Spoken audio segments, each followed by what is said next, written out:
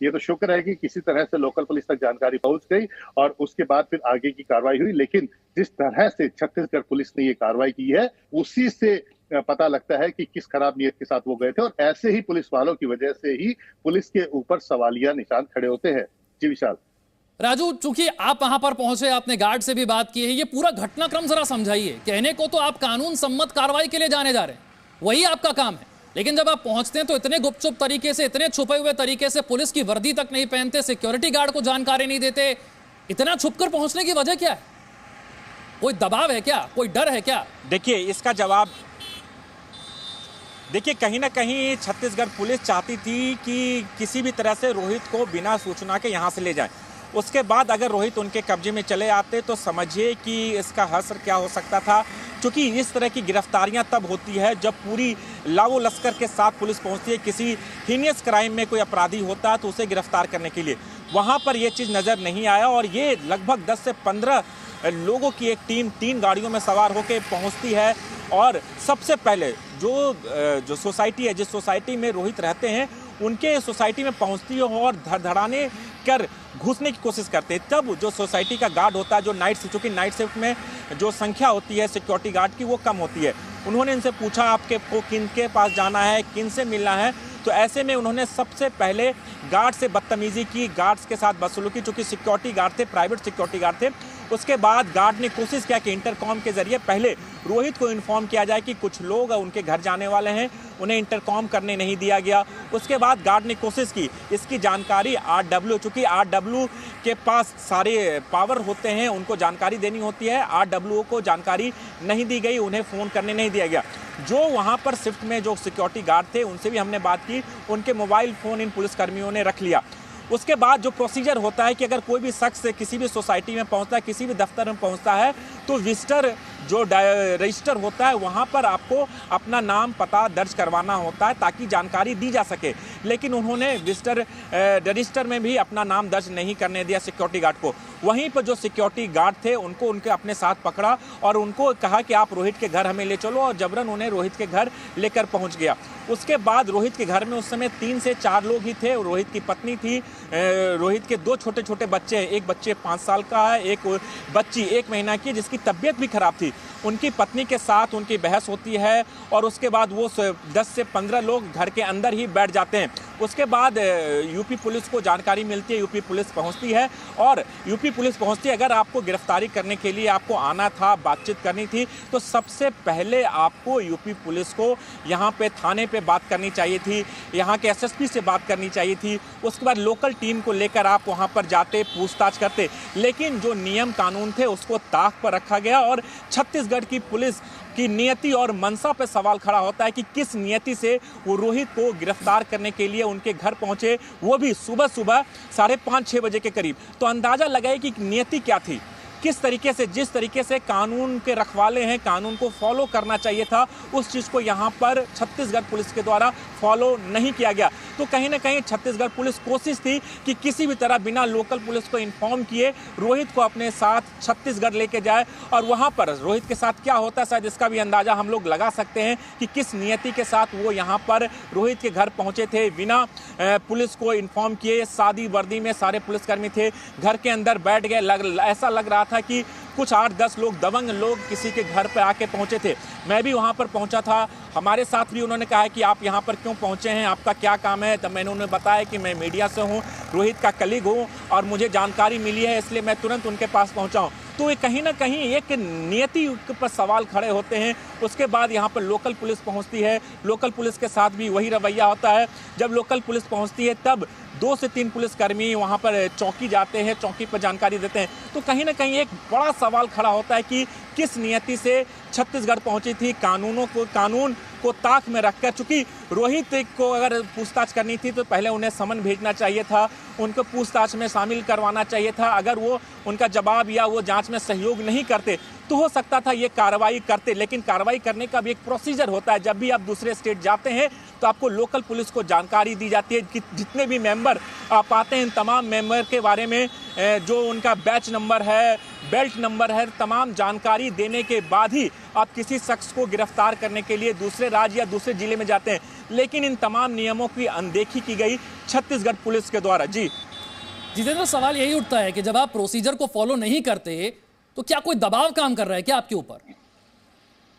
निश्चित तौर पर विशाल की कहीं ना कहीं दबाव है जो जिसकी वजह से छत्तीसगढ़ पुलिस इस तरह से सवेरे सवेरे रोहित के घर पहुंची है। मैंने पहले ही कहा कि अगर जो प्रदेश है अगर गलत हाथों में चले जाता है तो वो किस तरह से वहां के जो संसाधन है उसका गलत तरीके से इस्तेमाल करता है। ये इसका सीधा उदाहरण आज सवेरे हमें देखने को मिला है कि किस तरह से छत्तीसगढ़ पुलिस सवेरे 5 बजे रोहित रंजन के घर पर पहुंचती है उन्हें गिरफ्तार करने के इरादे से, और वो भी बिना कानून का पालन किए हुए। इससे पता लगता है कि किस तरह से जो भी छत्तीसगढ़ प्रदेश पुलिस के मुखिया हैं वो किस तरह के हैं, किस तरह से वो जो छत्तीसगढ़ प्रदेश जो चलाने वाले जो लोग हैं उनके दबाव में किस तरह से काम कर रहे हैं, किस तरह से छत्तीसगढ़ प्रदेश की जो पुलिस है वो किस तरह से काम कर रही है। तो ये एक उदाहरण हमारे सामने देखने को मिला है, तो ये सामने आ गया। अब आप सोचिए कि इससे पता लगता है कि छत्तीसगढ़ प्रदेश पुलिस किस तरह से काम करती होगी, किस तरह से वो दूसरे प्रदेशों में छापामारी करती होगी, किस तरह से वो अपराधियों के खिलाफ जाती होगी, किस तरह से जिसको मन आए उसको उठा लेती होगी, उसको गिरफ्तार कर लेती होगी। ये आज की कार्रवाई से समझ में आ जाता है। जिस तरह की कार्रवाई उन्होंने की है आज, तो ऐसी कार्रवाई कभी भी कोई भी इस तरह के जिस तरह के अगर आरोप लगे हैं उसमें कोई भी पुलिस नहीं कर सकती है। सीधे तौर पर अगर मैं बात करूं तो सबसे पहले सम्मन भेजा जाता, पूछताछ की जाती, बयान दर्ज किए जाते, और उसके बाद कहीं लगता कि हाँ बयान के अंदर कहीं ना कहीं कोई इस तरह की गलत बातें हैं जो कि सही नहीं बताई जाती, तब भी नियमानुसार बुला करके पूछताछ के बाद उसके बाद आगे की कार्रवाई की जाती।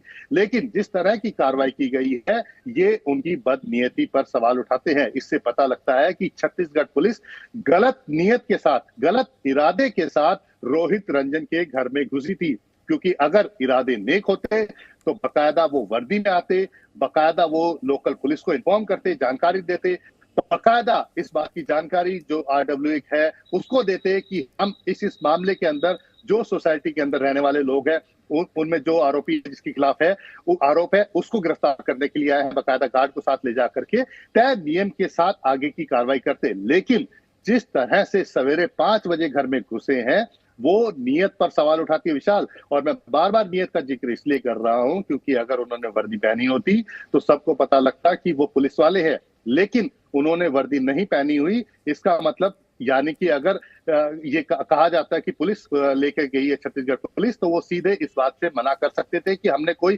कार्रवाई नहीं की है। अब आप सोचिए, इसका दूसरा पहलू सोचिए विशाल, कि अगर रोहित के साथ कुछ हो जाता, जिस तरह से 3 गाड़ियों में छत्तीसगढ़ पुलिस आई थी, रास्ते में या ले जा करके कहीं पर भी रोहित के साथ कुछ हो जाता तो किसके ऊपर सवाल उठते?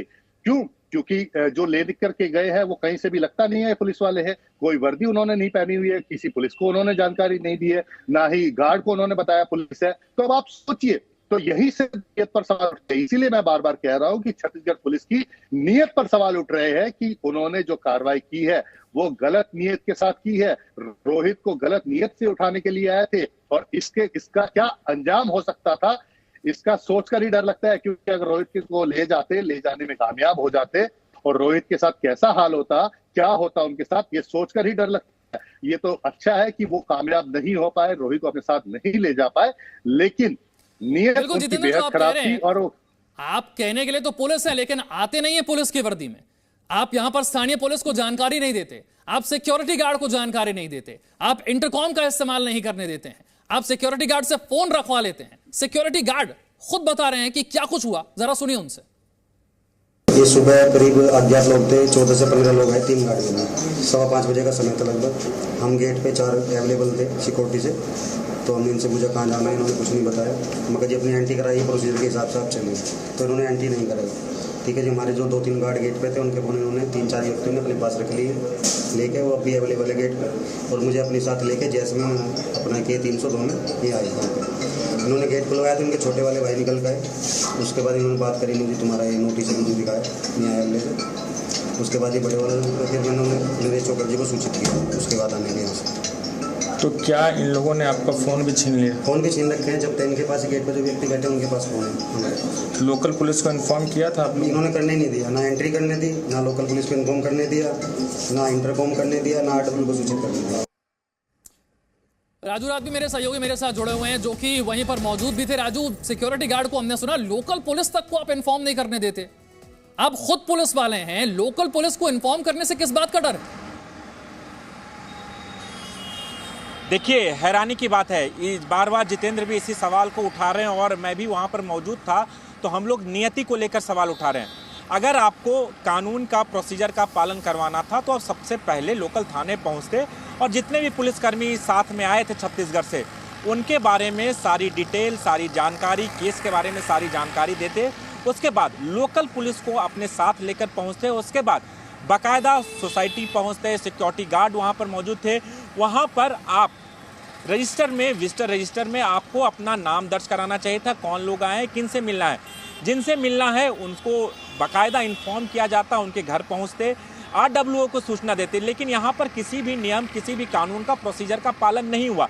यही बात लगातार हम लोग उठा रहे हैं कि नीयत पर सवाल है, किस तरीके से छत्तीसगढ़ पुलिस काम करती है, उनका काम करने का तरीका क्या होता है। अगर वो सिक्योरिटी गार्ड इन्हें आसानी से जाने देते और सिक्योरिटी गार्ड को पहुंच जाते और रोहित को लेकर चले जाते, तो पता भी नहीं चलता कि रोहित को लेकर कौन गया है और रोहित के साथ क्या हो सकता था। शायद इसकी जानकारी किसी तक नहीं पहुंच पाई थी। शुक्र है कि सिक्योरिटी गार्ड ने उन्हें रोकने की कोशिश की, उनसे उनका नाम रजिस्टर में दर्ज करवाने को कहा, क्योंकि एक दो लोग होते तो शायद सिक्योरिटी गार्ड वहीं रोक लेता। 10 से 15 की तादाद में वो लोग थे, 3 गाड़ियों पे सवार थे। और अगर आपको कानून नियम के हिसाब से आते तो अगर आपको सोसाइटी के आरडब्ल्यूए जो इंचार्ज होते हैं पूरे सोसाइटी की, लॉ एंड ऑर्डर की जिम्मेदारी उनके पास होती है, सुरक्षा की जिम्मेदारी उनके पास होती है, आप उनको साथ में लेते, उसके बाद आप रोहित के घर जाते।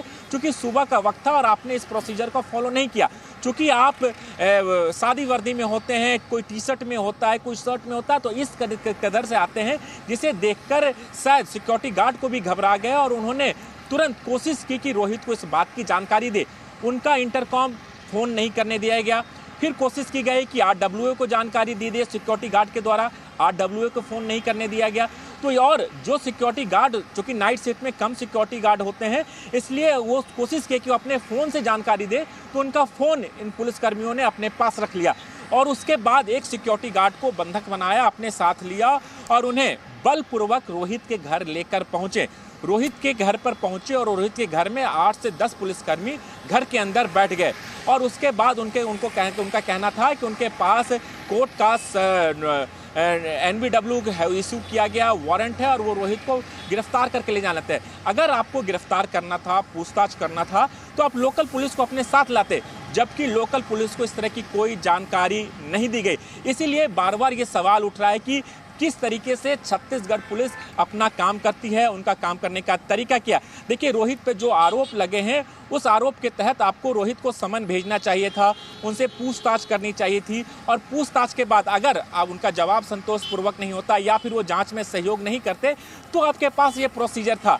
आप तुरंत कोर्ट से वारंट लेके आते हैं और तुरंत रोहित के घर पहुंच जाते हैं और जिस तमाम नियमों को अनदेखी करते हैं, उन्हें ताक पर रखते हैं और जबरन कोशिश करते हैं कि रोहित को अपने साथ ले जाए। लेकिन शुक्र मनाइए कि सिक्योरिटी गार्ड वहां पर मौजूद थे, उन्होंने रोकने की कोशिश की और सारा वाकया जो सोसाइटी के गेट पर सीसीटीवी थे उसमें भी कैद हुआ है और इस बात की जानकारी लोकल पुलिस सिक्योरिटी गार्डों ने लोकल पुलिस को दी, लोकल पुलिस पहुंची।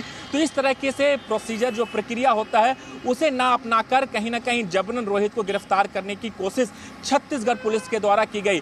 बार बार भी जितेंद्र नियत को लेकर सवाल उठा रहे थे और हम लोग भी ने देखा किस नियति के साथ वहां पे, क्योंकि उनको इस बात का भी ख्याल रखना चाहिए था कि रोहित एक सम्मानित पत्रकार है, घर में परिवार है, छोटे छोटे 2 मासूम बच्चे हैं और बच्चों के सामने जिस तरीके से वो घर में घुसते हैं, तो ये भी सवाल खड़े करते हैं। जो मानवीय रूप अपनाना चाहिए था, अख्तियार करना चाहिए था, उसको भी उन्होंने फॉलो नहीं किया गया। तो अंदाजा लगाइए कि किस नियति के साथ छत्तीसगढ़ पुलिस रोहित को गिरफ्तार करने के लिए उनके घर इंदिरापुरम पहुंची थी, जो उत्तर प्रदेश के गाजियाबाद में है। जितेंद्र, ना रोहित को जांच में शामिल होने के लिए कहा गया, ना रोहित ने कभी जांच में शामिल होने से इनकार किया, न पूछताछ से कभी इनकार किया, न रोहित कहीं फरार हो रहे थे, फिर इस तरह की कार्रवाई क्यों?